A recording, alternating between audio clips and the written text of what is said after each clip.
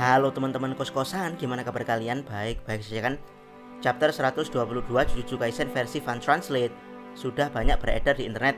Pertarungan seorang wibu dan juga calon mangaka melawan seorang murid preman yang gemar berjudi dimulai. Yap, Charles benar-benar seorang wibu no-leper yang gampang sekali ke-trigger ketika kewibuannya diolok-olok. Sementara Hakari adalah murid preman yang gemar sekali mencari masalah. Jadi ini semacam pertarungan takdir antara Charles melawan Hakari. Berikut pembahasan lengkap chapter 182.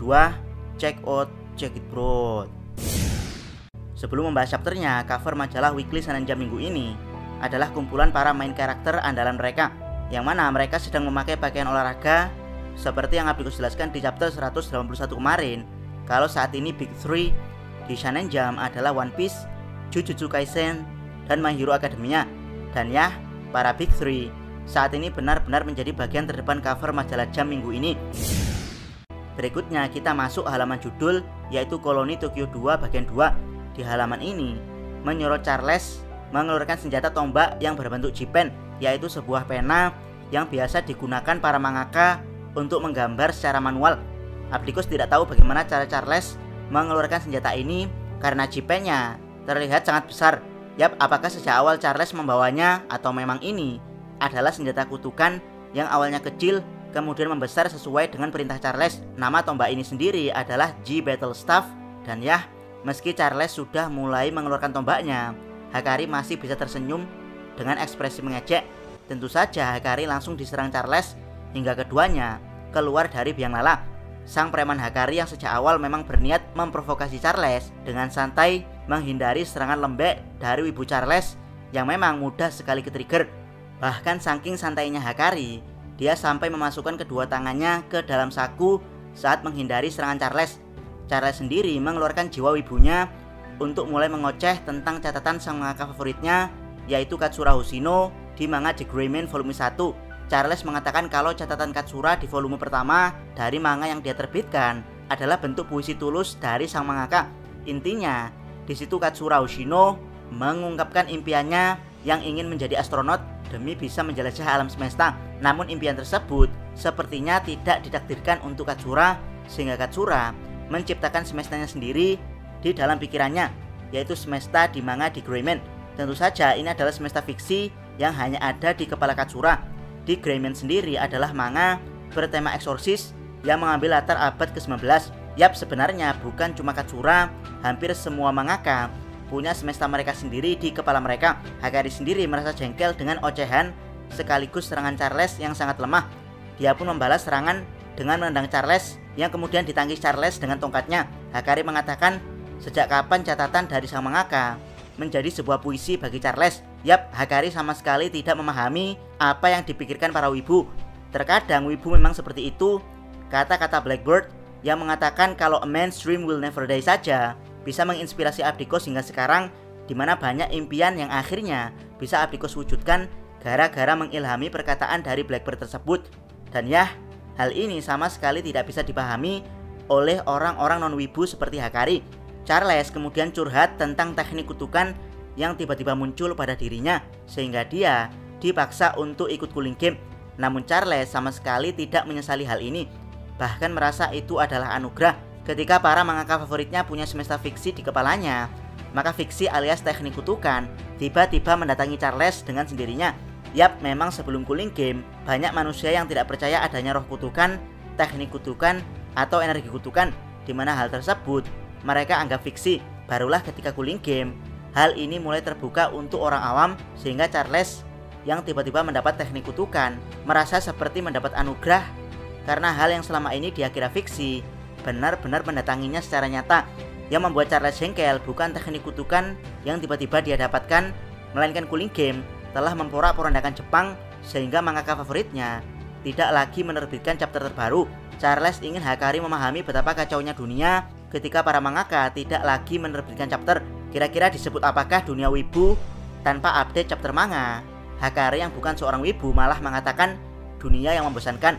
Tentu saja jawaban ini salah, karena bagi para wibu, dunia tanpa ada chapter manga adalah keputusasaan. Dan ya, lagi-lagi kekuatan wibu yang direndahkan menyertai Charles. Dia berhasil menyayat pipi Hakari dengan G Battle Staff. Hakari sendiri pada akhirnya merasa tertantang karena berhasil dilukai Charles yang emosian. Dia kembali memprovokasi Charles. Apakah etis seorang mangaka melukai orang dengan penanya?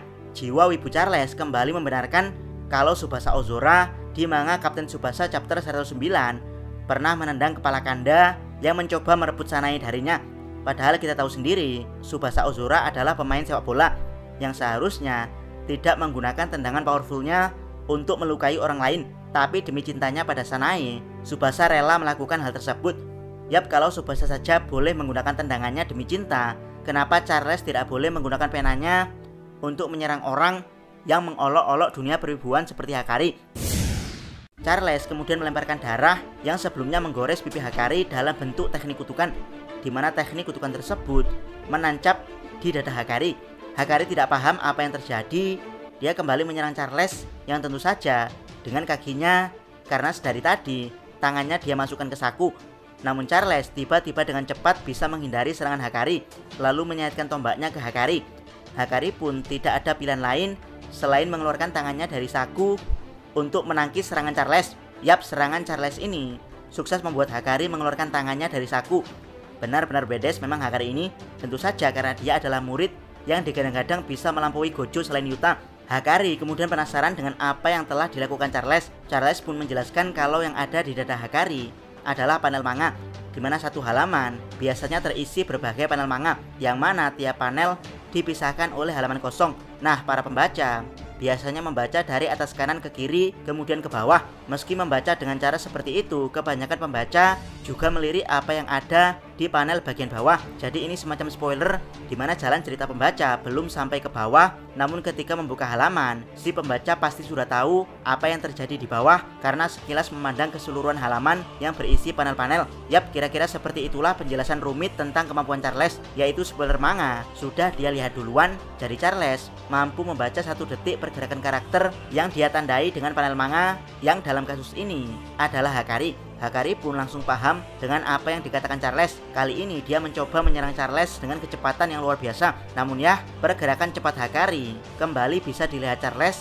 sehingga Charles kembali bisa menghindari serangan cepat Hakari dan kembali menyayatnya. Meski berhasil menyayat Hakari, tapi refleks Charles akan kecepatan Hakari terlihat jelas, yang itu berarti Charles butuh waktu untuk melihat 1 detik pergerakan cepat Hakari. Dari sinilah Hakari sangat paham dengan kemampuan Charles yang memang butuh melihat pergerakan Hakari dengan mata telanjang. Jadi kelemahan Charles sudah jelas, yaitu titik butanya. Yap, apa yang terjadi kalau Charles diserang dengan panel manga dari halaman belakang? Tentu saja Charles tidak bisa melihat apa yang ada di balik halaman, bukan? Dan itu ternyata berlaku. Charles pun menjadi bulan-bulanan samsak tinju yang dilapisi energi kutukan dari titik butanya. Charles menyadari kalau energi kutukan Hakari sangat kasar dan menyakitkan. Dari sini Charles mencoba mengantisipasi serangan dari titik buta Hakari dengan menyerang secara acak ke titik butanya sendiri. Yang itu berarti Charles mencoba menebak spoiler panel manga yang ada di balik halaman. Namun tentu saja tebakannya tidak selalu benar.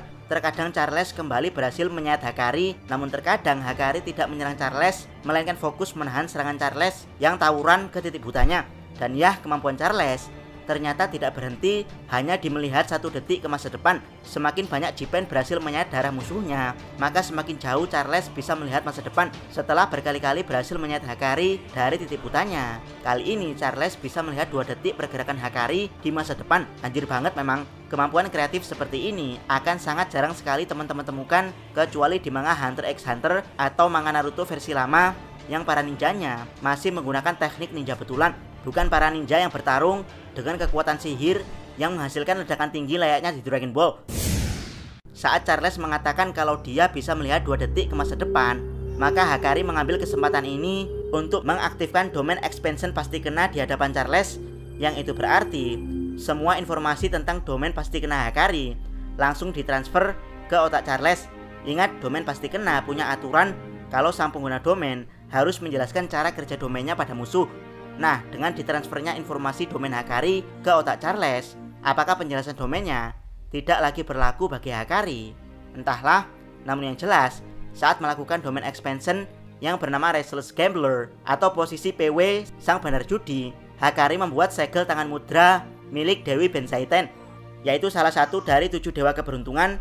Dari sini saja sudah bisa diprediksikan kalau domain Hakari akan sangat kuat sekali karena dia akan bertindak sebagai bandar judi di domain expansionnya, di mana kekuatan Dewi Keberuntungan akan menyertai perjudian Hakari. Yap, tidak sabar menunggu kelanjutannya di chapter ke-183. Jangan lupa subscribe channel Takos dan jangan lupa share video ini. Salam Mi.